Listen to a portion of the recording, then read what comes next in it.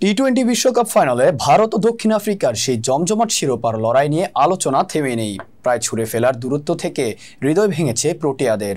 ভারতের দেওয়া 177 রানের লক্ষ্য তারা প্রায় পেরিয়ে গিয়েছিল, কিন্তু শেষের সমীকরণ মেলাতে না পারায় প্রথমবার বিশ্বকাপের ফাইনাল উঠে স্বপ্নভঙ্গ হয়েছে মার্করামদের। সীমানা দড়ির কাছে প্রায় ছো মেরে সূর্যকুমার যাদব সেটিকে তালুবন্দি করেন।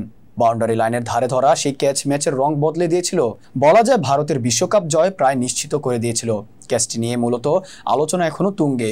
ওই ক্যাচ নেওয়ার সময় সূর্যকুমার নিয়ন্ত্রণ হারিয়ে সীমানার বাইরে চলে যান, তবে তার আগেই বল শূন্য তুলে দিয়ে মাঠে ঢুকে ফের লুফে নেন ক্যাচটি।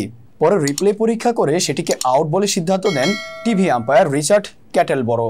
কিন্তু সে আউট নেওয়ার সময় সীমানা দড়ির দিক থেকে ক্যামেরার অ্যাঙ্গেল দেখানো হয়নি। সেটি দেখানো হলে আর কোনো সংশয় থাকতো না বলে মনে করছেন ক্রিকেট ভক্তদের অনেকেই। ক্রিকেট ও আইনে সীমানা দড়ি সরে যাওয়া নিয়ে স্পষ্ট ব্যাখ্যা দেওয়া হয়েছে। সে আইন তুলে ধরেছে ক্রিকেটের অ্যালমানাক খ্যাত উইজডেন। তারা বলছে, আইসিসির প্লেইং কন্ডিশন অনুযায়ী 19.3.2 অনুচ্ছেদে বলা হয়েছে, সীমানা চিহ্নিত করতে ব্যবহৃত কোনো কঠিন বস্তু যদি কোনো কারণে বিঘ্নিত অথবা সরে যায়, তাহলে যত দ্রুত সম্ভব তা ঠিক করতে হবে। খেলা চলতে থাকলে বল ডেড হওয়া মাত্রই এ কাজ করতে হবে। এমন নীতিমালার স্পষ্ট লঙ্ঘন ঘটেছে ম্যাচটিতে।